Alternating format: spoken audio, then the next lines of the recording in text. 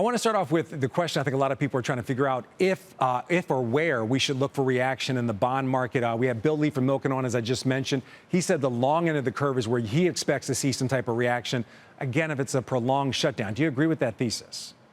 You know, I would say the long end is cheap on any metric because there's been concerns around the deficit, the Sell America trade after Liberation Day. So I think from a valuation standpoint, I get the long end.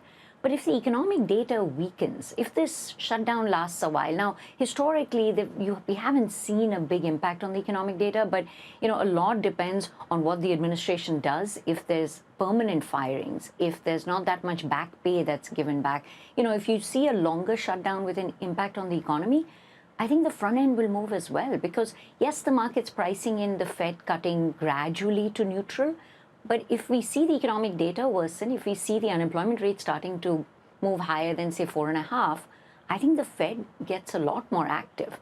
And they may not have a lot of data, but they are going to look at, sentiment. They're going to look at other measures of data. And if things are slowing down, I think they can cut faster because we're still in restrictive territory. So I actually think even the front end, the 0 to 5 year part of the curve, we prefer the 5 to 10 year part of the curve, really. But if the economic data worsens, I would say that front end has room to decline because the market's going to price in a much more aggressive Fed cutting cycle. Even during a shutdown, we continue to see Treasury auctions. What are your expectations for those? Earlier this year, we saw what we kind of titled a Sell America trade. Do you believe we might see something similar with these auctions, just with some of the political volatility? I don't think so. I think, we track every auction carefully. So not just the levels, but how much of it is primary dealer participation versus end-user demand. End-user demand for auctions are still strong. It's been strong through this entire period, and which is why, if you think of everything the bond markets had to deal with, Sell America, deficit concerns, tariffs, and yet we're at 415. So I think that tells you that there's the way we're thinking about it, there's structural positives in the U.S. economy, whether you look at AI capex or you look at how strong the corporate sector is. We look at operating margins. We look at what are companies doing. They're not increasing debt. They're refinancing carefully, but you're not seeing leverage in the corporate sector going up. Even the consumer, the low-end consumer is struggling, but a lot of other consumer spending remains strong. And so, I think that's why when people look at the structural positives in the U.S., they feel good, whether it's buying bonds, whether it's buying corporate bonds. Look at how tight those spreads are. But I think it's for good reason. It's because corporate fundamentals are strong. So that's why the demand's coming into the U.S. Now, there's a cyclical slowdown that we are a bit concerned about. Hiring momentum has slowed down. We saw this in the JOLTS data, and now we'll be looking at every other data because we're not going to get claims, we're not going to get payrolls. But I think that's why the Fed is responding. So you have an independent Fed that's actually looking at the data and saying, let's start to take the edge off and let's reduce the level of restrictiveness. So I think you put these two things together and bonds make sense. People look at 5.5%, 6% in high quality bonds and they like it. And which is why, to your auction point, we'll obviously be tracking every auction. My sense is that they'll probably go better because people will realize if I have risk assets in the portfolio, maybe I do need some treasuries. I need some high quality fixed income to hedge that. Well, Priya, let me ask you that question. So you're saying bonds make sense right now. So why aren't we seeing more investors pour into bonds and why aren't we seeing yields move lower?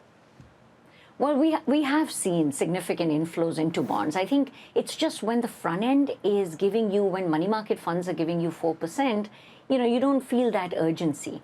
As the Fed cuts rates, and we do expect, even without a big slowdown, we expect them to cut rates to 3%, which is close to neutral. I think we were expecting more money to come into bonds.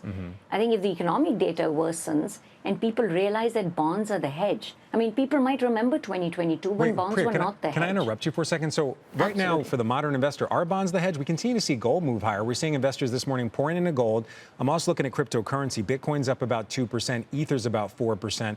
Is this maybe an inflection point for investors where, bonds may not necessarily be the quote unquote safe haven? They're looking at other parts of the market like gold and like cryptocurrency?